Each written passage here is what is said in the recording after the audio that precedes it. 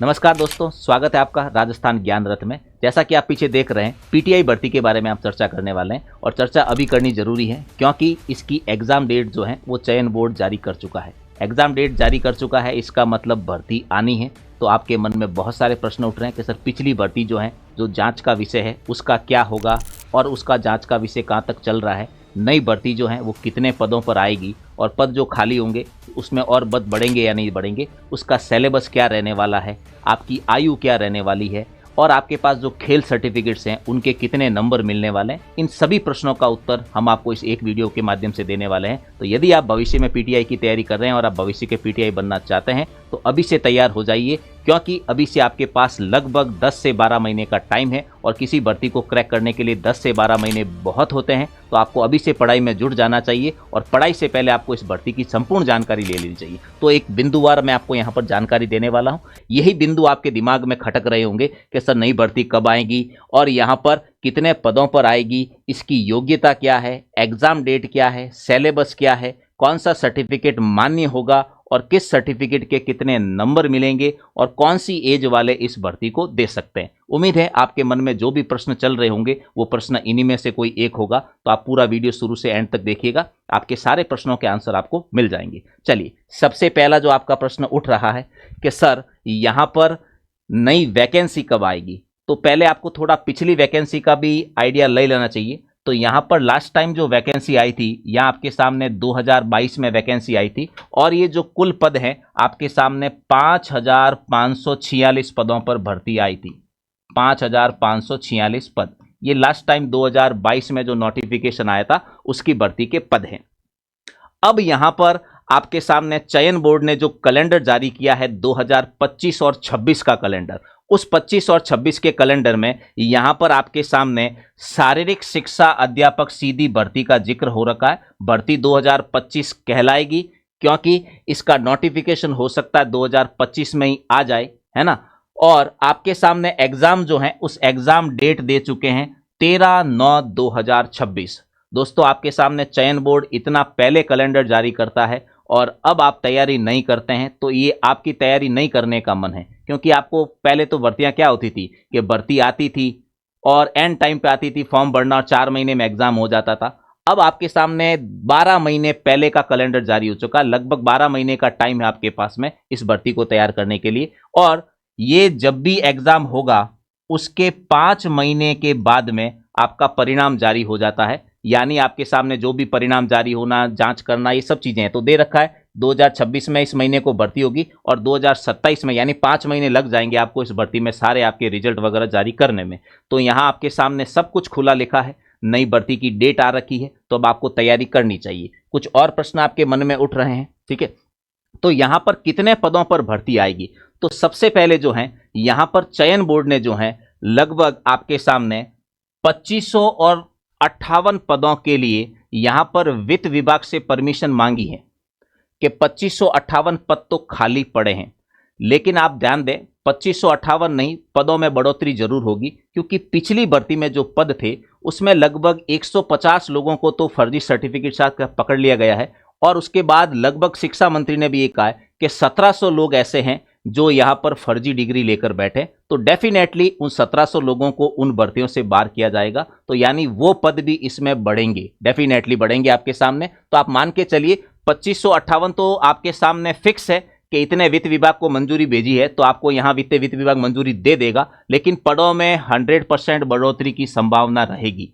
तो 2026 में आपके एग्जाम होंगे, तब तक और भी पद खाली हो जाएंगे। और सरकार हमेशा जब भी कोई नई भर्ती का नोटिफिकेशन निकालती है तो जितने लोग उस भर्ती में मार्च से पहले तक रिटायरमेंट हो जाते हैं उन पदों को भी जोड़कर, जैसा कि आप वर्तमान में पैटर्न देख रहे हैं, हर भर्ती में पद बढ़ते हैं। बाद में वैकेंसी कितनी आई उसके बाद पद बढ़ जाते हैं। तो यहां पर डेफिनेटली पीटीआई के पद भी बढ़ने वाले हैं आपके सामने, है ना। तो पिछली भर्ती में 5546 पद हैं, इस बार इतने पद आने की उम्मीद है, लेकिन मुझे पूर्ण रूप से यकीन है कि ये पद बढ़कर लगभग इतने पदों पर फिर से आपके सामने भर्ती होने वाली है।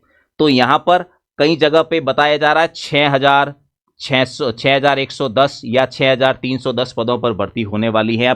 यहाँ पर आपके सामने संस्कृत विभाग से भी आपके सामने भर्ती आने वाली है। वो जो है वो लगभग 180 से लेकर 198 पदों पर संस्कृत विभाग में जो है आपके सामने भर्ती आने वाली है। तो यहाँ पर ये पीटीआई के पद आपके सामने फिक्स है। आपको अपना एक पद चाहिए, लेकिन फिर भी आपको आइडिया तो रहना चाहिए कि लगभग कितने पदों पर भर्ती आने वाली है। बाकी आपको अपना एक पद सुनिश्चित करना है, तो तैयारी में जुट जाएं। और भी कुछ मन में आपके प्रश्न उठ रहे हैं तो बिल्कुल आपके सामने यहाँ पर योग्यता क्या है, कौन कौन आवेदन कर सकता है। तो आवेदन वही व्यक्ति कर सकता है, उसकी शैक्षणिक योग्यता जो है यहाँ पर आपके सामने सबसे पहले तो वो 12वीं पास होना चाहिए। 12वीं पास होने के बाद उसके पास एनसीईटी से मान्यता प्राप्त, यानी इसी से मान्यता प्राप्त। पिछली भर्ती में क्या हुआ कि यहां पर यूपी में एक कॉलेज था, है ना, तो उन्होंने फर्जी डिग्रियां बांटी थी और वो इससे मान्यता प्राप्त नहीं थी। तो उन लोगों ने एग्जाम दिया पीटीए का, यहां राजस्थान में उनको एलिजिबल कर लिया गया। बाद में पता चला कि वो डिग्रियां फर्जी हैं। तो यहां पर इससे मान्यता प्राप्त, एनसीटीई से मान्यता प्राप्त डिग्री होनी चाहिए, वही कॉलेज मान्य होगा। इसमें आपके सामने सीपीएड की डिग्री या आपके सामने डीपीएड की डिग्री या आपके सामने बीपीएड की डिग्री, बीपीएड की डिग्री टॉप की होती है। तो यहां आपके पास जिनके पास डिग्री है तो उनके पास आरपीएससी जो पीटीआई आएगा वो व्यक्ति इसके लिए भी एलिजिबल होगा। ठीक है, तो यहां पर आपके सामने ये डिग्रियां होनी जरूरी है। लेकिन डिग्रियों के साथ जब भी आप एग्जाम देंगे, क्योंकि ये पीटीआई है, शारीरिक शिक्षक है, तो आपके पास ये डिग्री होना ही केवल काफी नहीं है, क्योंकि शारीरिक शिक्षक का स्वास्थ्य होना जरूरी है। अब शारीरिक शिक्षक ही जो है वो स्वस्थ नहीं है तो बच्चों को क्या शारीरिक शिक्षा देगा। तो केवल डिग्री होना ही मान्य नहीं है, एग्जाम के बाद आपका शारीरिक जो है वो एकदम क्लियर होना चाहिए। आपकी स्वास्थ्य जांच होगी और आपका चरित्र जांच होगा, है ना। तो आपका स्वास्थ्य अच्छा होना चाहिए और आपका चरित्र अच्छा होना चाहिए। इन दोनों के सर्टिफिकेट भी आपको एग्जाम के बाद दिलाने होंगे, है ना, तो उसके बिना काम नहीं चलेगा आपके। अब आपके सामने यहां पर ये योग्यता प्राप्त, कई लोगों के मन में आ रहा है सर कि 2026 में भर्ती आएगी और मैं तो अभी ये डिग्री कर रहा हूं। तो यदि आप इन डिग्रियों में फाइनल ईयर में हैं, यानी आप अपेयरिंग है, तो 2026 में आप अपेयरिंग स्टूडेंट है, तब भी आप इनके लिए एलिजिबल रहेंगे। क्योंकि पिछली भर्ती में भी जो है, जो फाइनल ईयर के स्टूडेंट थे, अपेयरिंग थे, वो बिल्कुल इन भर्तियों में शामिल किए गए। तो आप 2026 में अपेयरिंग है तो डेफिनेटली आपको भी शामिल किया जाएगा। अब बात आती है कि इसका एग्जाम पैटर्न कैसा रहता है। तो एग्जाम पैटर्न दोस्तों इसका 500 नंबर की फाइनल से मेरिट जाती है आपके सामने। अब इन 500 नंबर की मेरिट में से आपका जो एग्जाम पैटर्न है, वो एग्जाम जो है ये आपके सामने 460 अंकों का रहेगा। अब इन 460 अंकों में से आपके सामने 200 अंक की परीक्षा तो जो है ये आपके सामने पेपर फर्स्ट होगा, ये होगा आपके जीके से रिलेटेड। 200 अंकों का पेपर होगा आपका जीके से रिलेटेड, और आपके सामने 260 अंकों का जो पेपर होगा ये आपके जो शारीरिक शिक्षा का पेपर होता है, ये आपके सामने 260 अंकों का रहना है। तो यहां पर 460 अंकों की कुल परीक्षा होगी। आपको पेपर फर्स्ट देना होगा जीके का, पेपर सेकंड देना होगा शारीरिक शिक्षा का, जो भी आपका पैटर्न आता है वो पेपर देना होगा। अब पीछे के जो 40 नंबर हैं, ये 40 नंबर जो हैं वो आपको सर्टिफिकेट के देने वाले हैं, है ना। तो 40 अंक आपको किसके मिलने वाले हैं? सर्टिफिकेट के। आपके पास कोई नेशनल सर्टिफिकेट है, आपके पास कोई स्टेट का सर्टिफिकेट है, या आपके पास कोई जिले का सर्टिफिकेट है, तो उन सबके अलग अलग नंबर आपको मिलने वाले हैं। तो paper first 200 number, paper second 260 number, plus आपके 40 अंक जो हैं ये आपके सर्टिफिकेट के मिलने वाले हैं। अब कौन कौन से सर्टिफिकेट मान्य है देखिए दोस्तों, यहां पर प्रश्न पत्र जो है पेपर फर्स्ट जो है ये 200 अंकों का होगा। परीक्षा को आपको 2 घंटे का टाइम मिलेगा।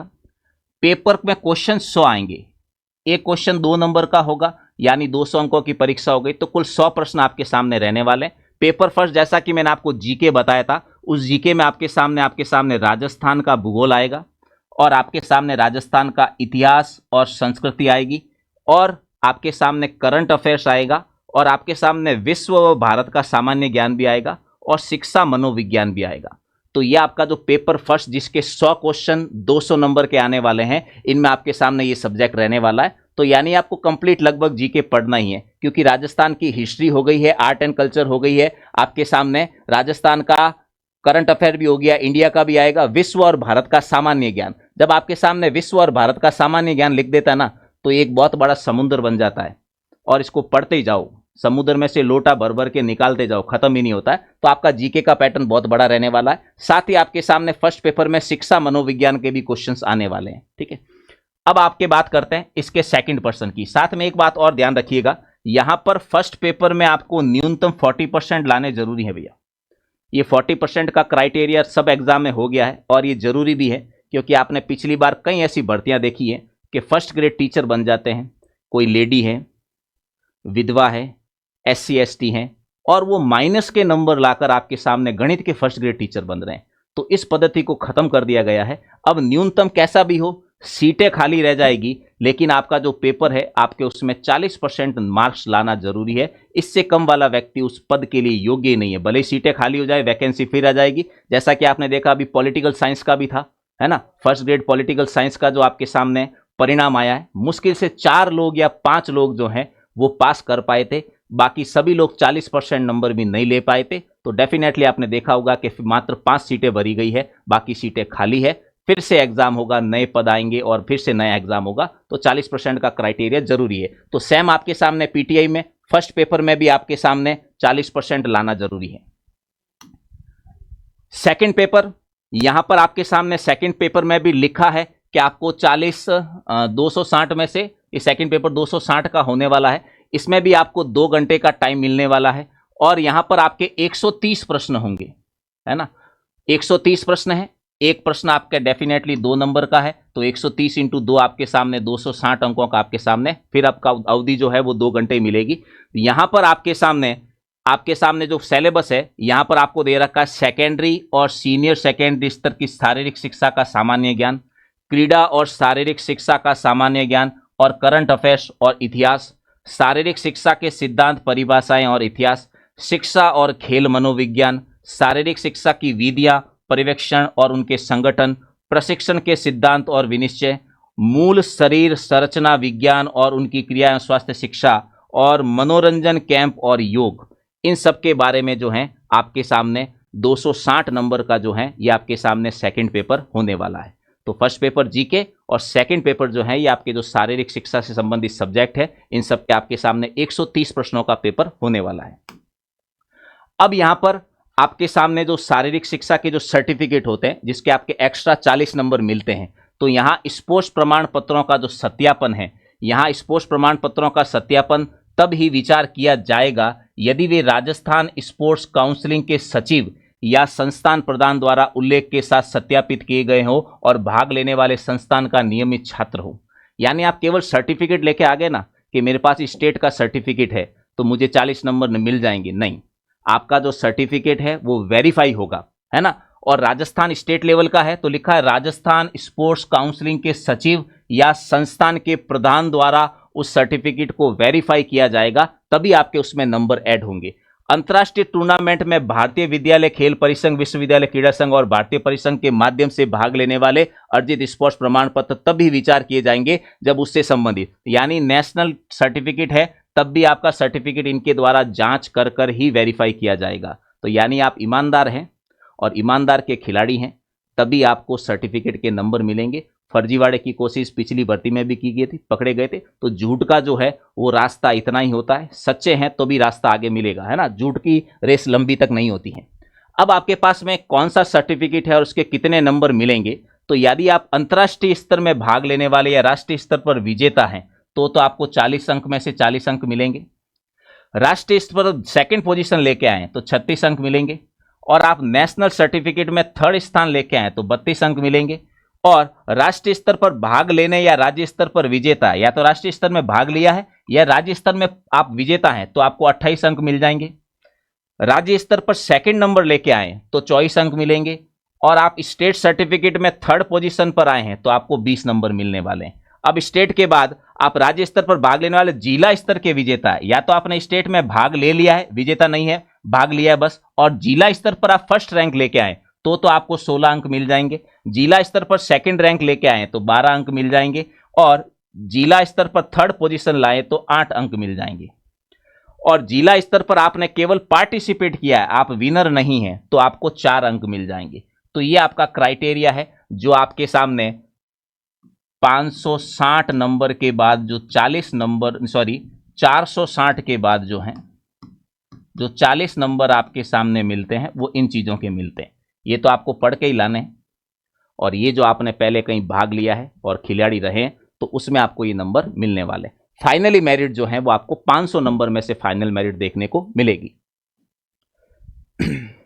अब ये आपके सामने कौन से सर्टिफिकेट मान्य होंगे, तो यहाँ आपके सामने एक लिस्ट दे रखी है, ये सर्टिफिकेट मान्य होंगे। तो आप यदि शारीरिक शिक्षक की तैयारी कर रहे हैं और आप एक खिलाड़ी हैं तो आपको पता है कि स्टेट लेवल पर कौन से खिलाड़ियों के सर्टिफिकेट मान्य होते हैं और नेशनल लेवल पर और इंटरनेशनल लेवल पर कौन कौन मान्य होते हैं। फिर भी यहाँ संस्थानों के नाम लिखे हैं तो आप इससे आप अपना आइडिया लगा सकते हैं। यदि आप खिलाड़ी हैं तो आपको जरूर इसमें अपना नाम लिस्ट में मिल जाएगा। ठीक है, अब आयु सीमा क्या है, तो यदि आप 18 साल न्यूनतम और अधिकतम 40 वर्ष के हैं, 18 साल मिनिमम है और मैक्सिमम 40 वर्ष के हैं, तो आप पीटीआई का फॉर्म भर सकते हैं। क्योंकि भर्ती जो है वो 2026 में होगी, तो आपके सामने शायद जनवरी 2026 से आयु गणना होगी, है ना। तो यहाँ पर 40 वर्ष के बाद यदि आप कैटेगरी से हैं, ओबीसी हैं, तो आपको छूट मिलेगी, SC ST हैं तो और छूट मिलेगी। तो यहाँ कैटेगरी को 40 साल में अधिकतम में और भी छूट है आपके सामने। तो इस प्रकार दोस्तों ये पीटीआई भर्ती की संपूर्ण जानकारी मैंने आपको देने का प्रयास किया है। उम्मीद है मेरे इस वीडियो के माध्यम से आप पीटीआई की तैयारी कर रहे हैं तो आपके मन में कोई प्रश्न उठ रहा होगा, भर्ती कब, कितने पद, पुरानी भर्ती का क्या होगा, तो ये सारा डाउट आपके सामने क्लियर हो गया होगा। अब आपको तैयारी करना शुरू कर देना चाहिए। 12 महीने बहुत टाइम होता है। ठीक है, भर्ती आने का इंतजार मत कीजिए, भर्ती डेफिनेटली आएगी। मानो इससे और लेट हो गई तो 14 महीने बाद आएगी, लेकिन भर्ती तो आनी है। क्लियर है, तो तैयारी कीजिए। और आपको ये वीडियो कैसा लगा और ये जानकारी कैसी लगी, वीडियो खत्म होने के बाद कमेंट बॉक्स में जरूर लिखिएगा। अब मैं आपसे विदा चाहता हूं। धन्यवाद। जय हिंद, जय भारत।